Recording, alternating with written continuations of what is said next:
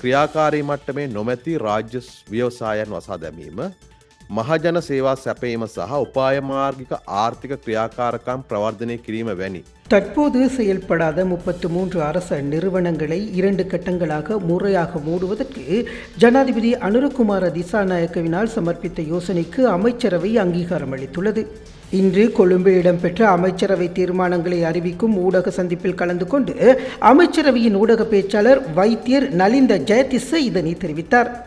இது தொடர்பாக அமைச்சரவை தீர்மானம் பின்வருமாறு: தொழில்பாட்டு நிலையில் இல்லாத அரச தொழில் முயற்சிகளை மூடுதல், பொதுமக்களுக்கான சேவைகளை வழங்கல் மற்றும் மூலோபாய ரீதியான பொருளாதார செயற்பாடுகளை ஊக்குவித்தல் போன்ற நோக்கங்களை அடைவதற்காக குறித்த காலத்திற்கு முன்னர் ஸ்தாபிக்கப்பட்ட ஒரு சில அரச தொழில் முயற்சிகள் ஸ்தாபிக்கப்பட்டன. நோக்கங்கள் சமகாலத்துடன் ஏற்புடையதாக இன்மை மற்றும் சந்தை தேவைகளுடன் பொருந்தாமை போன்ற காரணங்களினால் தொடர்ந்தும் பேணிச் செல்வதற்கான நடைமுறைக்கு சாத்தியமற்றது.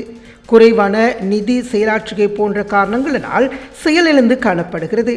தேசிய பொருளாதாரத்திற்கு அல்லது அரசு சேவைகளை வழங்குவதற்கு அர்த்தமுள்ள பங்களிப்பை வழங்குகின்ற நிதி சட்டத்தின் நிறுவனங்கள், அரசு கூட்டுத்தாபனங்கள் மற்றும் அரசுக்கு சொந்தமான கம்பெனிகள் போன்ற பல்வேறு வகைகளுக்குரிய அரசு தொழில் முயற்சிக்கு அரசுக்கு செலவு சுமையாக தொடர்ந்தும் மேற்கொண்டு செல்வதற்கு பதிலாக குறித்த நிறுவனத்தை முடிவுறுத்துவது பொருத்தமான அடையாளங்கள் காணப்பட்டுள்ளது.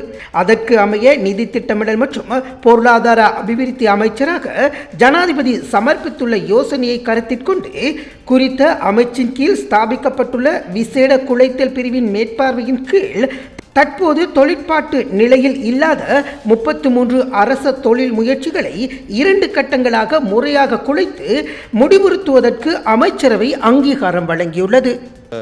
ලේකම්වරු සාධාරණ නිලධාරීන් සමග සාකච්ඡාවට ගණනාවක් පැවැත්තුවා.